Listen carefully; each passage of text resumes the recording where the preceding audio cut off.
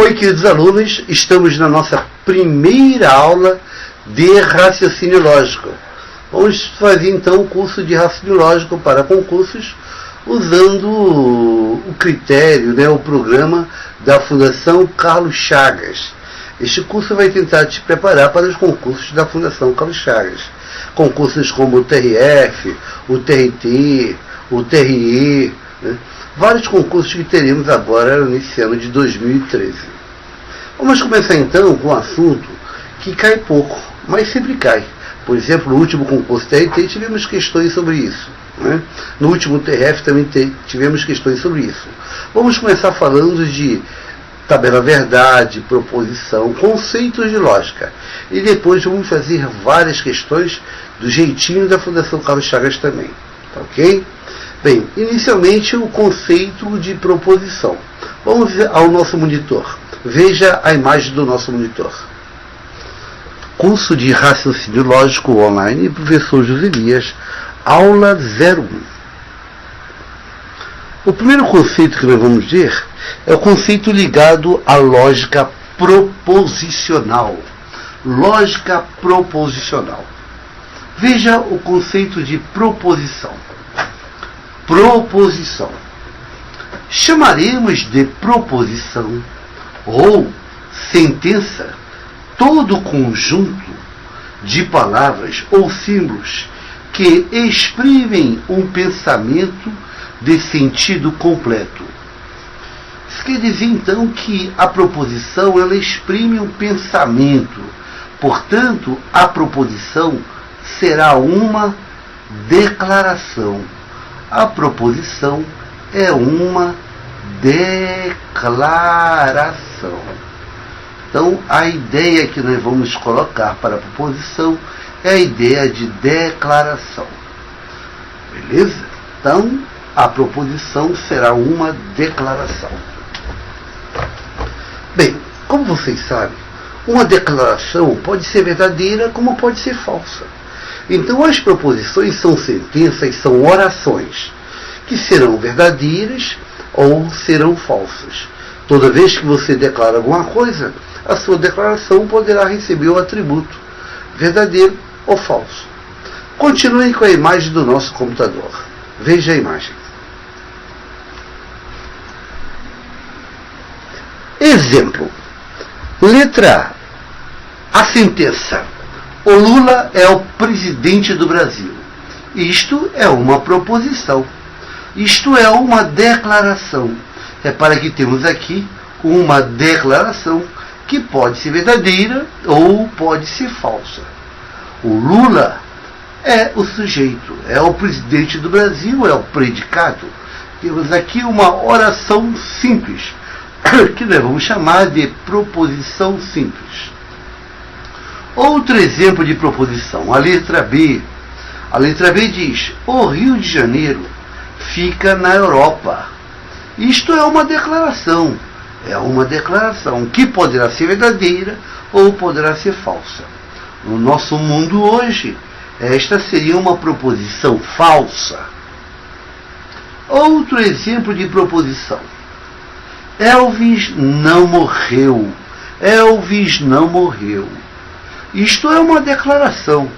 Isto é uma proposição. As proposições estão associadas aos valores lógicos verdadeiro, entre parênteses V, ou falso, entre parênteses F.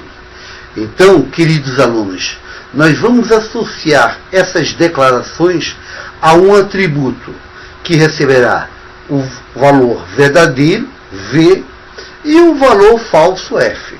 Então, chamaríamos esse atributo de valor lógico da proposição. Então, a proposição estará associada a um atributo dicotômico, V ou F.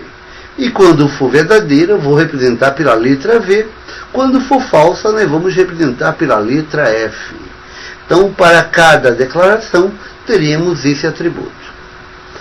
Continue com a imagem do nosso computador. Exemplo. Se a proposição P Vou chamar a proposição de P. O Lula é o presidente do Brasil. É verdadeira. Então, representaremos o valor lógico da proposição P como valor lógico de P igual a V. Quer dizer, se P é uma proposição verdadeira, vamos dizer que o valor lógico de P é V. Se o Lula é o presidente do Brasil, se isso for verdade, o valor lógico da proposição P será V. Outro exemplo. Se a proposição P, o Lula não é o presidente do Brasil, é falsa, então representaremos o valor lógico da proposição P como val P ou F. Já que ela é falsa, vamos representar esta proposição P por F, já que ela é falsa. O valor lógico dela será falso. Prosseguindo. Sendo assim, a frase parabéns não é uma proposição. Parabéns, essa frase, não é uma proposição, pois não admite o atributo verdadeiro ou falso. Portanto, também não serão proposições as seguintes expressões. Exclamações. As sentenças exclamativas não serão proposições. Olha, fique atento. A sentença exclamativa não é uma proposição. Veja o exemplo. Oh! Ponto de exclamação. Que susto! Ponto de exclamação. Nesses casos, eu não estou declarando, eu estou exclamando. Portanto, sentenças exclamativas não serão consideradas proposições. Anote isso. Sentenças exclamativas não serão proposições lógicas. Prosseguindo, veja a imagem novamente. Interrogações. Por exemplo, tudo bem? Que dia é hoje? Você é professor? Ora, essas sentenças interrogativas também não são proposições, pois elas não recebem o atributo verdadeiro ou falso. Eu não estou declarando, eu estou perguntando. Tudo bem? Que dia é hoje? Que dia é hoje? Você é professor? Eu não estou declarando, eu estou perguntando. Então, sentenças interrogativas, as interrogações, não são proposições. Está guardando? Sentenças exclamativas não eram proposições. Sentenças interrogativas, as perguntas, não são proposições. Vamos ver outro caso. Veja outro caso. Imperativas. Sentenças imperativas também não são proposições. Ah, que interessante. Olha o nosso exemplo. Seja um bom marido. Seja um bom marido. Isto não é proposição. Nesse caso, seja um bom marido, eu não estou declarando. Eu estou dando uma ordem. Isto é uma sentença imperativa. Portanto, não será proposição. Estude para concursos. Estude para concursos é uma sentença imperativa. Portanto, não será proposição.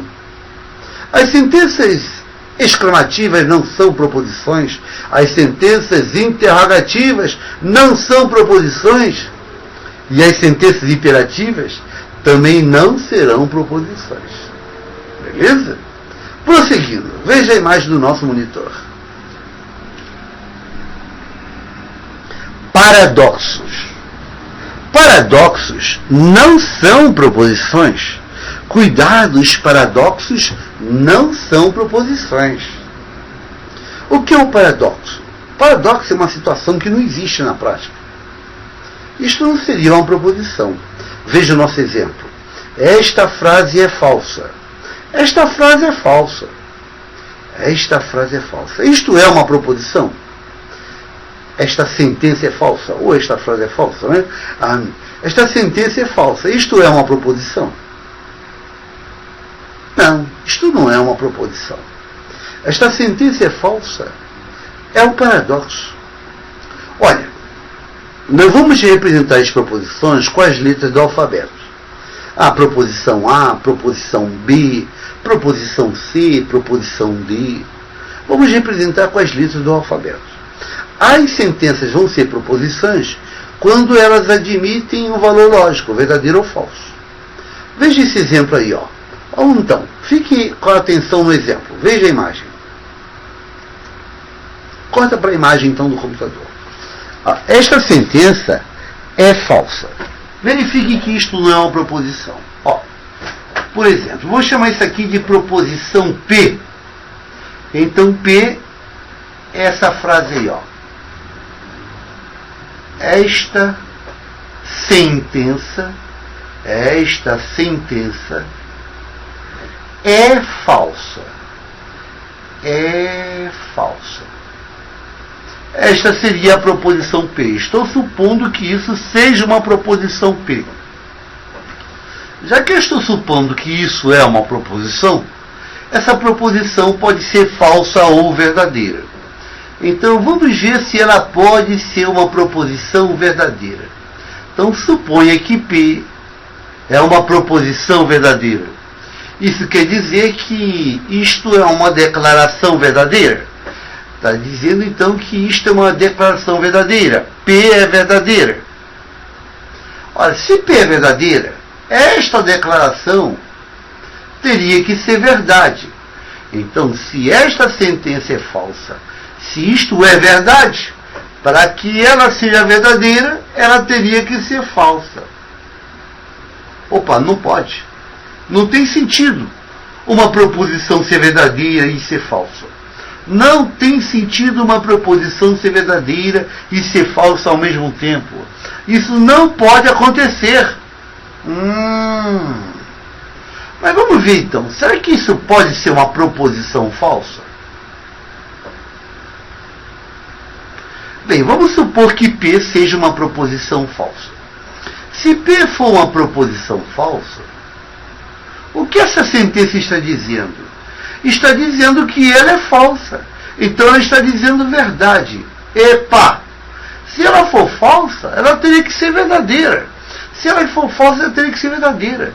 Isso não tem sentido uma declaração ser falsa e verdadeira ao mesmo tempo. Portanto, se ela fosse verdadeira, ela teria que ser falsa. Não pode acontecer uma situação dessa. Então não poderia ser verdadeira. E se ela for falsa, ela teria que ser verdadeira. Não pode acontecer uma situação dessa. Portanto, esta sentença não pode ser verdadeira e não pode ser falsa. Portanto, isto não é proposição. Isto não é proposição. Esta sentença é o que nós chamamos de paradoxo. Se ela for verdadeira, ela teria que ser falsa. E se ela for falsa, ela teria que ser verdadeira. Isto é um paradoxo. Isto é uma situação que não pode existir na prática. Isso é um beco sem saída. Que situação esquisita, né? Se ela fosse verdadeira, teria que ser falsa. E se ela fosse falsa, teria que ser verdadeira. Como é que pode uma situação dessa? Não. Então, os paradoxos não são proposições. Os paradoxos não são proposições. Então, sentenças exclamativas não são proposições. Sentenças interrogativas não são proposições.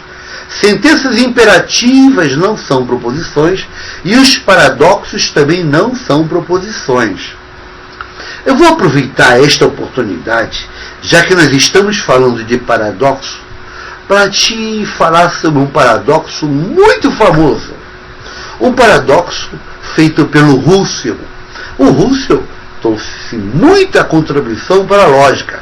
Ele criou um paradoxo que levou o nome dele, Paradoxo de Russell. E também ficou conhecido como o paradoxo do barbeiro. O paradoxo do barbeiro. Como é o paradoxo de Russell? Como é que é o paradoxo do barbeiro? Olha, fique atento no contexto. O Russell criou o seguinte paradoxo. Olha a frase que ele bolou. O barbeiro de uma cidade somente barbeia todas as pessoas que não barbeiam a si próprio. Como é que é essa frase de Joselias? Como é que é a frase? O barbeiro de uma cidade somente barbeia todas as pessoas que não barbeiam a si próprio. Isto é o paradoxo do barbeiro, é o paradoxo do Russell. O barbeiro de uma cidade somente barbeia todas as pessoas que não barbeiam a si próprio. Eu te pergunto, esse barbeiro existe? Não. Com certeza esse barbeiro não existe. Não pode existir um cara como esse. Esse barbeiro com certeza não existe. Isso é um paradoxo. Mas por quê? Por quê? Vamos analisar.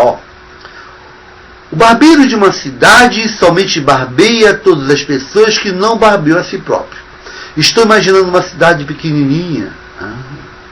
E tem um barbeiro nessa cidade. Vamos imaginar que ele barbeia todas as pessoas que não barbeiam a si próprio nessa cidade, digamos. Eu pergunto, esse barbeiro pode fazer a barba dele? Não. Senhores, esse barbeiro não faz a barba dele.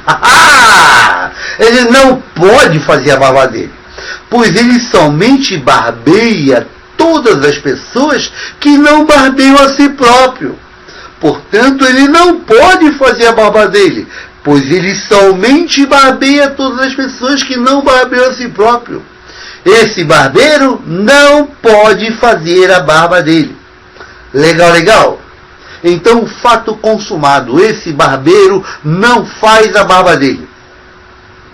Mas, por outro lado, já que esse barbeiro não faz a barba dele, ele torna-se uma das pessoas que não barbeiam a si próprio. Como ele barbeia todas as pessoas que não barbeiam a si próprio, ele vai ter que fazer a barba dele. Opa! Ele torna-se uma das pessoas que não barbeiam a si próprio. Então ele vai ter que fazer a barba dele. Pois ele barbeia todas as pessoas que não barbeiam a si próprio. Então ele vai fazer a barba dele. Mas peraí. Ele não pode fazer a barba dele, pois ele somente barbeia todas as pessoas que não barbeiam a si próprio. Então ele não pode fazer a barba dele. Então pronto, esse barbeiro não faz a barba dele. Mas se ele não faz a barba dele, ele torna-se uma das pessoas que não barbeiam a si próprio. Como ele barbeia todas as pessoas que não barbeiam a si próprio, ele vai ter que fazer a barba dele. Então ele faz a barba dele. Mas ele não pode fazer a barba dele, pois ele somente barbeia as pessoas que não barbeiam a si próprio. Você reparou que eu estou em looping aí, eu vou e volto, ele faz a barba dele, ele não pode fazer a barba dele, ele faz a barba dele, ele não pode fazer a barba dele. Opa, eu não saio disso. Isso é um paradoxo. Esse barbeiro com certeza não existe. Esse barbeiro com certeza não existe. Então, fique atento, Fique atento. Um paradoxo é uma situação absurda. Você não sai. Você fica ali em looping, Fica num beco sem saída. É uma situação que não pode existir. Então, não são proposições as sentenças exclamativas, as sentenças interrogativas, as sentenças imperativas, e paradoxo não é na realidade uma proposição. Legal? Então, veja a imagem do nosso monitor. Então, esta sentença é falsa, não é proposição. Bem, para narrar isto, vamos ver dois princípios. Na lógica, nós geralmente encaramos três princípios. O princípio da identidade, que diz que toda proposição é equivalente a ela mesma, mas vamos estar interessados nesses dois. O princípio do terceiro excluído. O que diz o princípio do terceiro excluído? Veja lá. Princípio do terceiro excluído. Uma proposição só pode ter dois valores lógicos, isto é verdadeira, V, ou falsa, F, não podendo ter outro valor lógico. Esse é o princípio do terceiro excluído. Ele está te dizendo que uma proposição só pode assumir dois valores lógicos. Ou ela é verdadeira, ou ela é falsa. Não existe um terceiro valor. Somente dois valores lógicos. Verdade, olha aqui, verdade ou falso. Somente dois. Exclui o terceiro, exclui. Só dois. Esse é o princípio do terceiro excluído. Vamos ver um outro princípio. Veja outro princípio lógico. Princípio da não contradição. Princípio da não contradição. Uma proposição não pode ser verdadeira ou falsa simultaneamente. Uma proposição não pode ser verdadeira ou falsa simultaneamente. Esse é o princípio da não contradição. Isso quer dizer que uma proposição não pode ter os dois valores. Em determinado instante ela é verdadeira ou ela é falsa. Então nós temos dois princípios. Princípio do terceiro excluído, só existem dois valores lógicos. E o princípio da não contradição, a proposição não pode assumir os dois valores. Legal? Isso aqui, é o iniciozinho da lógica. É o iniciozinho da lógica. Legal, legal?